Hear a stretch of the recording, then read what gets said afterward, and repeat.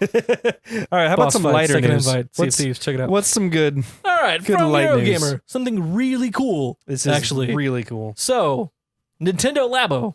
If you don't know what this is the cool cardboard thing that Nintendo's coming out with. Yeah. You put your Joy-Cons in, your actual Switch, and you can build physical pieces of hardware to go along with your Switch. Yeah. But today's footage, today being like the 15th of March,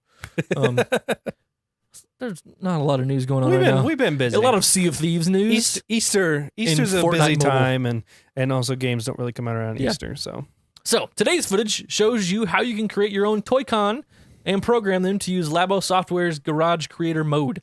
Specifically this time, how you can do all of this using inputs from Joy-Con's infrared camera to detect other objects. So this is super cool. it is cool. So the right controller, I say the red one, not everybody's got the red controller. right. The right controller has that little black bar on the bottom. That's an IR sensor. Ooh, look at that. Right there. That guy. And a little black spot there. That's an IR sensor.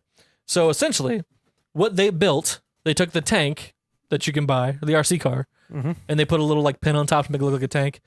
And then they had a little dude, and they put a little like white sticker. They did an IR sensor, basically. A dot that the It was, IR it was a bright white dot. IR thing can see. And so they made a little dude out of it and strapped him to the back of one of the other Joy-Cons. And then to make it all work, the Garage system is like a node-based if this then that editor, Yeah. like programmer. Like real basic programming. It's so cool. Like you take this node and be like, it's like a movement node. And if I hit, the left shoulder button on this, then it ties to the right Joy-Con or the left Joy-Con on the tank. Right. And if I hit the right shoulder button, it ties to the right Joy-Con. Yeah. And I want that action to vibrate them, which is how it shakes its way along on the table. And if you stop vibrating one, it turns it. Right. And so you can set it up to look for the thing, and as soon as it detects the IR sensor, you set up that node to connect to the blue controller, which shakes it and then knocks the little dude over. Right. And then you can go in and they showed you can add sound effects. You can have it set up to where you push a button that triggers the other action stuff. So they had a whole system of nodes and, It's like and things. It was a very full-on It was very basic. visual, basic It's awesome. programming. Really awesome. And this is just like one small use of it. It's really cool. You're doing all this with cardboard. Your starter setup, I think, for everything with Labo was like $70. Yeah. You could buy more cardboard. Obviously, you could buy replacements. You I could mean, in probably, theory, like you could could probably do make this with your own- regular old like cardboard. you could make your own anything. All you need really. all you need is the Switch, Yeah. Joy-Cons in the Labo Garage. Yeah, like the like- software. That in itself, like, well, I think when we talked about this, we're like, all right, if it only has these certain games on it and you can only do certain things with a certain cardboard, Right. that's kind of limiting because you take your son who would take this and probably like tear it up after a couple of minutes of using it Yeah. because he's 2 Yeah, exactly. and he tears things up. That's what they do. right. And so you take this and you can build something for him out of like cheap cardboard that's like, hey, hit these buttons and it does stuff, and he can do it and mess around with it, and the dogs can knock it over and it doesn't matter because Yeah. it's not your $80 cardboard. And it's one of those things where, I mean, we haven't got hands on Labo yet. No. We're still waiting for that. That's coming soon. And I am excited to check it out because I think the cardboard's probably going to be a little different than what you have moving boxes and stuff made Yeah. out of. But it's all these really cool things, and we're just scratching the surface. This series of videos they're putting out is showing some of the possibilities that you can have in Labo, and it's a creative thing more than anything. Like it's not really like my kind of creative. Like I don't always process those kind of things to come out creatively on the other side, but some people do. And so like just imagine what you could do with these tools and with this programming and stuff. Yeah. And now you're teaching kids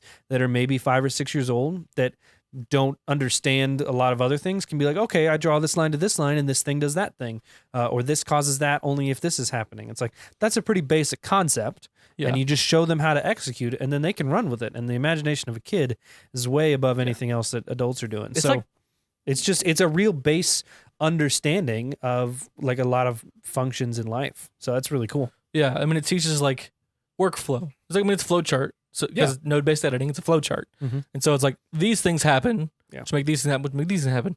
But it's like it's like Minecraft style creativity, probably more specifically like the Redstone style of creativity in real life. Because you're like, Mhm.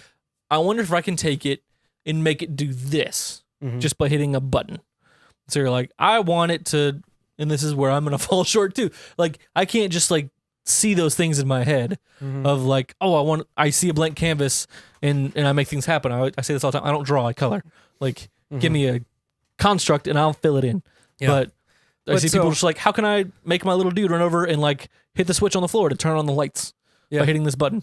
Which is like, that's a there's- fun little machine. There's possibilities. I mean, it's just like with Google Home and all the things you do that, or Alexa or anything like that. It's like, oh, I can set it up if I have the right systems that when I walk in the door to turn on my lights and turn on the TV and set it to this volume and start playing this movie or this show or whatever. And I can do all that like with my voice or just with my location. It's like that kind of stuff is possible with Labo. Now, what does that look like? I don't really know, but it's an easy to get into system that you don't have to spend a lot of money on, and it gives people this creative outlet. So I think it's awesome. I think like it's the same thing we said when we first saw Labo, is that we needed more than just some gimmicky games with it. And I think this is just one thing out of the many different things that they've already talked about. There's more to talk about.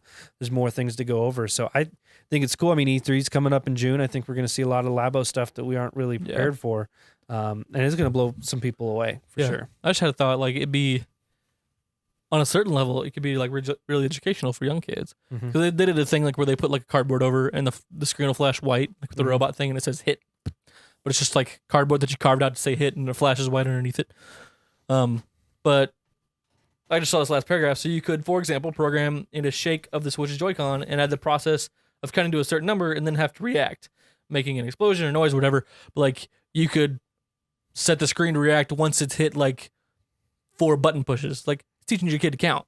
Yeah. Like button, bing, like, whoa, hey, thing. And it like vibrates in his hand and like lights up the screen. Yeah. I don't know. I think it's just got, if it works like we're all thinking it's gonna, like it's got kind of unlimited potential, which is pretty cool. I think It's kind of got that dreams feel to it, very where it's similar like to that. you could unlock this could unlock some jobs if somebody does it right. Yeah, you never know. I mean, 10 years down the road, you've been programming for 12 years or something. Then all of a sudden, it's like, well, I'm all of a sudden set up much better than a kid coming out of high school. Someone's going that's to build, looked they're at going to start computers. building programming software Yeah. around the style of Nintendo Labo Garage Yeah, it's crazy to think on a about. certain level. Not quite that basic. Yeah, right. C++, nodes. 100%. That's exactly how it works. That's how it works. I don't know Speaking of how it knew. works, You broke the code. that's how the show ends today, guys. Thanks for hanging out. Thanks for watching. Remember to follow us on Twitter at IR Games. Remember, as we've mentioned several times this show, we do another show over on Second Invite.